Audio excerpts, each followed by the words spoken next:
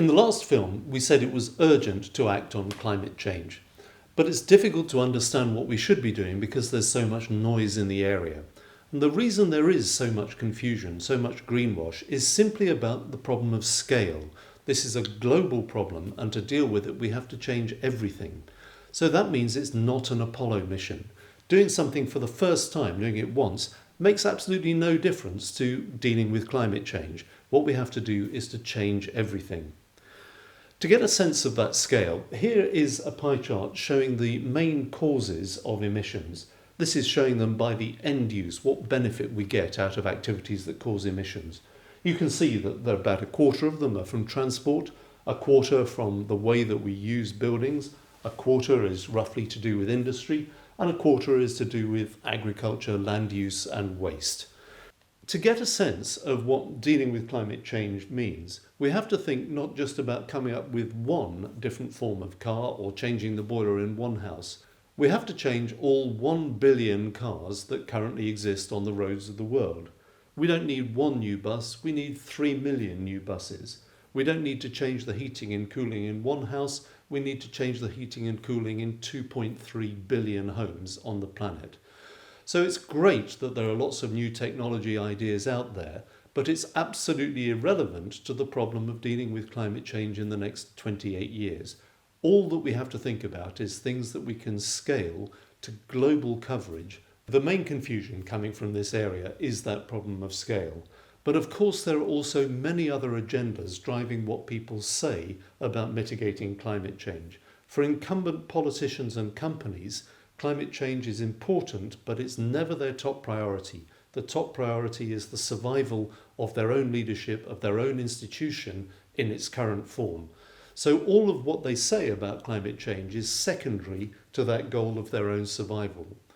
There are also many groups who piggyback climate change, piggyback on it with their own special interests. In science, in innovation, in entrepreneurship, there are many groups who think of this as an opportunity to get more funding for what they were already doing. That's unhelpful. There's also a whole problem of individuals wanting a voice in this area. It could be celebrities wanting to become famous not just for what they were originally famous for, but also for their compassion about the climate. And I'm afraid it includes people in my profession as well. So many people are talking about this that the way to get yourself noticed and heard is to say rather extreme things. It's very difficult to get a balanced view. What we've tried to do in these films is to help you develop your own balanced view. I'm an individual, but we've given all of the information that we're using, all the data, all the analysis is on the website associated with the film, so you can check it and form your own opinion and understanding. Before talking about how we identify real solutions, I want to dismiss a certain number of red herrings that are very distracting to the conversation.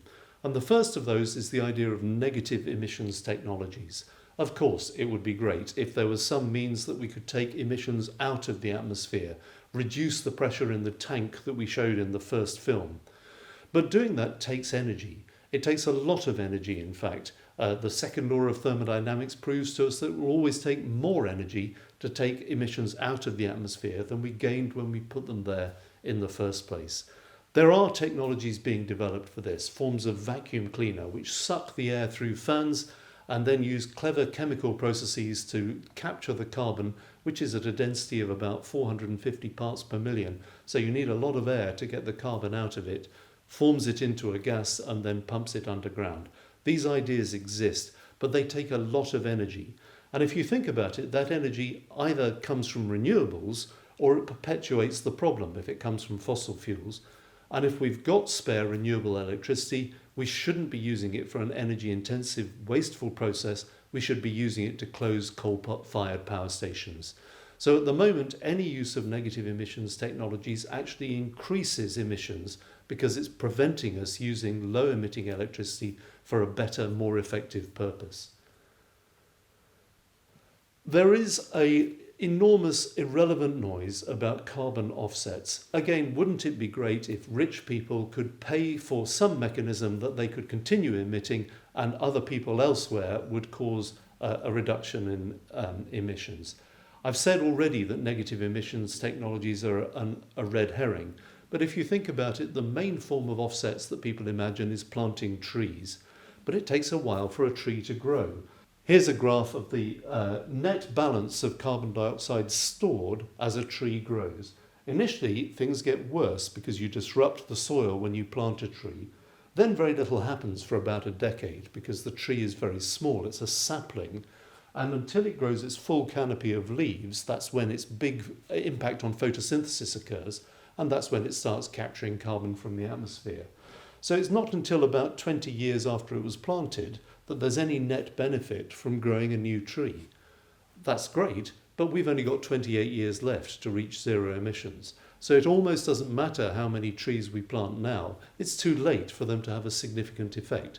It's probably a good thing to do for the future, but you cannot offset today's emissions by 2050 by growing trees. And the same applies to all other forms of offsets that we've looked at. There is another group who talk about geoengineering. Let's not deal with climate change. It's too late. Let's instead change the atmosphere to make it safe, even though global warming is occurring. We could put umbrellas in the sky between the sun and the earth to shade it. We could put new dust into the atmosphere to make it more opaque. We could seed more rain clouds. There are many clever scientists developing these technologies, but they terrify me. Nobody has ever made a global intervention in the world's ecosystem without it having unforeseen consequences, and that is a one-way bet. We have to deal with climate change as it is, rather than trying to cover it up with some technology that pretends that we can keep functioning and not deal with it. And finally, what about population control? It's a common belief that it would be helpful if we could reduce the population on the planet. And of course that's true. If the total population was lower, our emissions would be lower. But look at this graph. The people who are emitting most have the lowest birth rates, and the people with the highest birth rates are emitting the least. It's the high emitters with low birth rates that we need to target for our actions. And finally, what about ignoring it and just responding when it happens? Well, that is unfortunately not possible. You remember that graph about the tank of emissions in the atmosphere that I showed in the first film? The tank is nearly full already. By the time it is full and we are suffering terrible consequences, then they will continue. We have to act before we get to that limit, or otherwise the consequences are almost certainly irreversible harm to human beings. Those are the negatives. So what about the positives? What do really good solutions to climate change actually mean? It's not just technology. Obviously, we need to use technologies that work, whether they're familiar or novel. But the key thing about a technology to have an impact is it's got to be able to scale. We've got to have the resources to make it operate at global scale within 20 years. But that's only one of the criteria. Economically, the cost of acting has to be acceptable when we trade it off against how we spend money on health or on education or other public goods.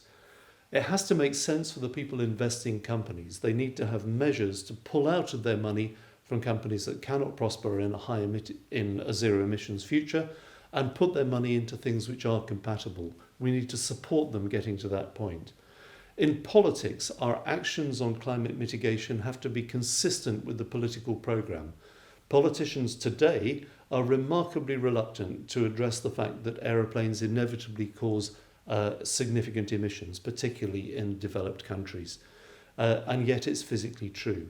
We have to help them, give them license to face physical reality and support them with a programme of things that they can implement while remaining in office.